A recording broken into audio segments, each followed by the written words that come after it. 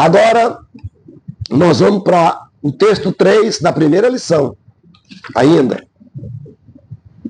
que diz aqui: a consulta aos dirigentes da igreja em Jerusalém. Vimos no capítulo 2, quando ele continuou a defesa da fé, com argumento histórico, relembrando aos Gálatas que o evangelho for aceito pelos líderes da igreja de Jerusalém, aquele contexto todo. E no versículo 2 do referido capítulo, ele faz alusão à visita que fizeram a Jerusalém. 14 anos após de se converter. Atos capítulo 11, versículo 27 a 30 e 15, 1 a 29. Então, quanto à sua primeira viagem àquela cidade, a Bíblia não registra. Encontramos dificuldade com as datas em qualquer cronologia paulina. Mas as datas mencionadas são apenas aproximadas. Isso quem estudou a bibliologia sobre a cronologia bíblica sabe que tudo são aproximados, né? Então é preciso saber distinguir as coisas como deve ser.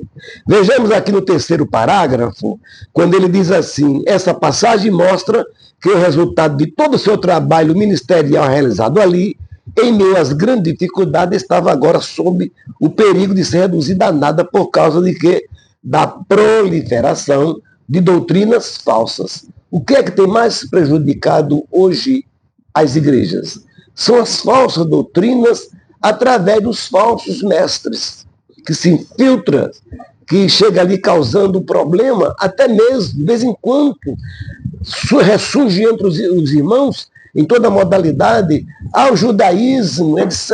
E tem um povo aí que dizendo que é um povo que está conduzindo judeus para a igreja. Eu tive oportunidade de conversar com um dos seus líderes, e eu perguntei: quem são vocês? Ele disse: nós somos um povo que Deus escolheu para conduzir os judeus para fazer parte da igreja. Eu disse: tem alguma coisa errada? Porque não existe as 4 opções. É judeus, gentios e igreja. O 4º grupo não existe, é falso. Tá? E vocês conhecem aí. Eu não vou citar o nome aqui por questão de ética, né?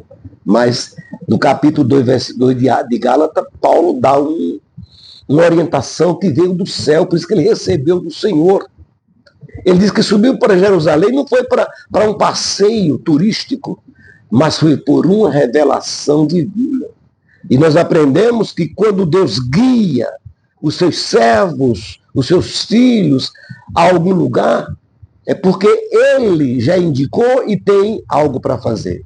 Então o apóstolo Paulo recebeu uma orientação que foi a afirmação, confirmação, assim, vamos dizer assim, corroborando o seu apostolado.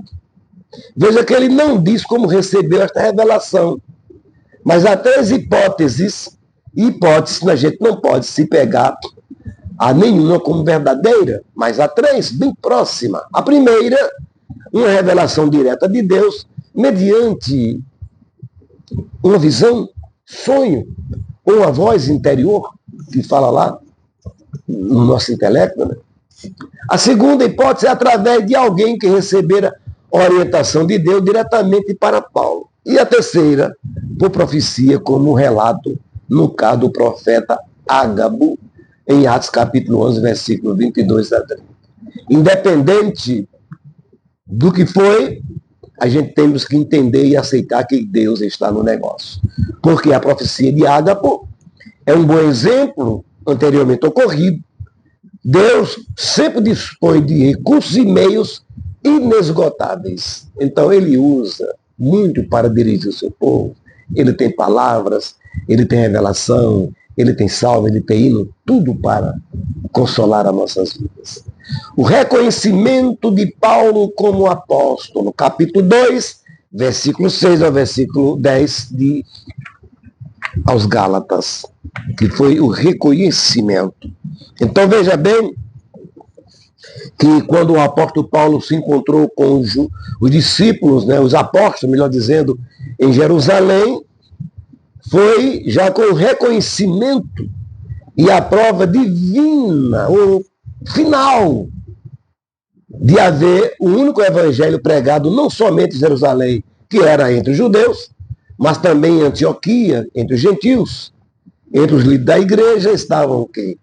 Grandes homens, Pedro, Tiago e João.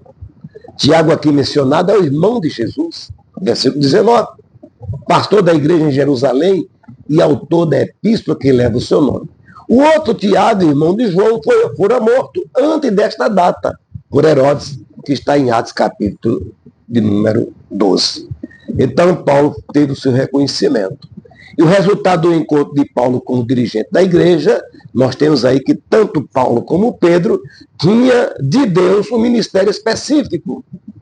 E jamais eles se bateram, entraram assim, em contradições, nunca tiveram desavença sobre isso.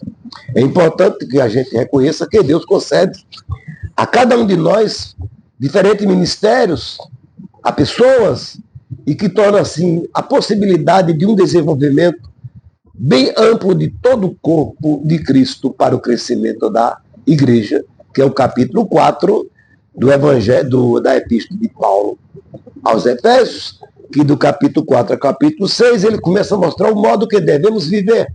Do capítulo 1 ao capítulo 4, no capítulo 3, ele mostra a doutrina que é a fonte de vida vital da igreja. E agora o 4, ele mostra como devemos se comportar e dar aquela aula, né? Então, diante disso, os apóstolos reconheceram que Deus concedera a Paulo um ministério especial, que era chamado o da incircuncisão, quer dizer, dos gentios, e que, de igual modo, concedera a Pedro o ministério da circuncisão, que eram os judeus.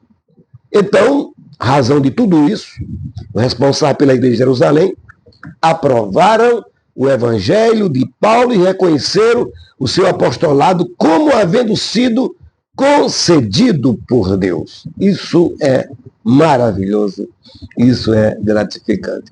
Hoje nós encontramos pessoas que querem fazer parte desse ministério, mas há exigências que devem ser atreladas, e tem aqui no capítulo 1, capítulo 3, versículo 1 ao versículo 7, de uma das cartas de Paulo a Timóteo, a primeira carta, e ele começa a mostrar sobre a capacitação daqueles que são chamados para o ministério, e também ele mostra que a igreja reconhece o que Deus faz na vida de alguém, e especialmente tratando-se a sua chamada.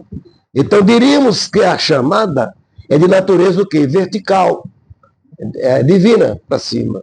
E a confirmação é de natureza horizontal, através da igreja. Hoje, com todo respeito, não existe com raras exceções esse tipo de chamada. Hoje a pessoa é chamada, não sabe por quê, por quem e para quê. E a igreja nem sabe o que ele é.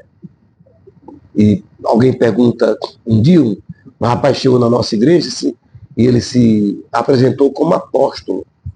E eu disse assim, rapaz, que bom. E eu perguntei, mas qual é a sua função? Ele disse, de apóstolo, mas qual é a função de apóstolo? Ele disse, está acima de todo mundo. Coitado, né? Ai, Jesus, que pobreza, né? Apóstolo no sentido lato, o nato é enviado, né? E na condição bíblica não existe mais o ministério do apostolado. Mas a vida é assim mesmo.